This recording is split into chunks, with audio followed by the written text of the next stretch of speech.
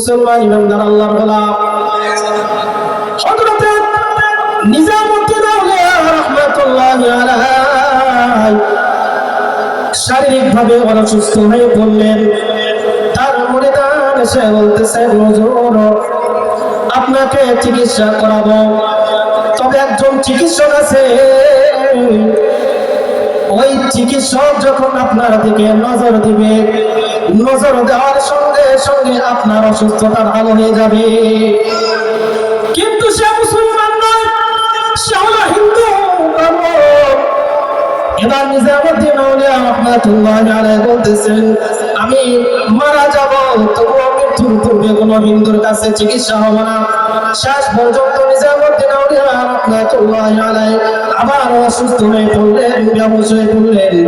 মুরিদরা তাকে নিয়ে ওই আল্লাহর বান্দা হিন্দুর কাছে যখন নিয়ে যায়, সঙ্গে সঙ্গে ওই হিন্দু ব্যক্তিটা তার দিকে নজর দেওয়ার সঙ্গে সঙ্গে ভালো হয়ে যায়। সুবহানাল্লাহ। নিজামুদ্দিন আউলিয়া রাহমাতুল্লাহি আলাইহি দেখতেছেন, আমি তো ভালো হয়ে গেছি, সে তো আমার উপকার করবে, এখন আমি তার উপকার করবো কেমনে? ওই হিন্দু ব্রাহ্মণকে জিজ্ঞাসা করছে, ভাই আপনি এই নিয়ামতটা কেমনে পাইলেন? আপনি তো হিন্দু মানুষ।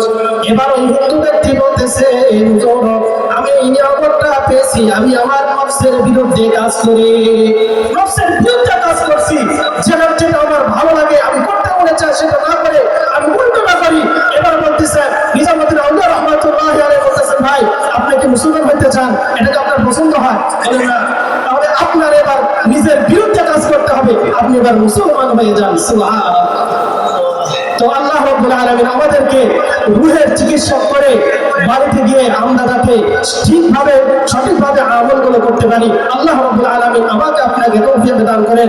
আমিন। ওয়া আখিরু দাওয়ানা আলহামদুলিল্লাহি রাব্বিল আলামিন। আসসালামু আলাইকুম ওয়া রাহমাতুল্লাহি ওয়া বারাকাতুহু।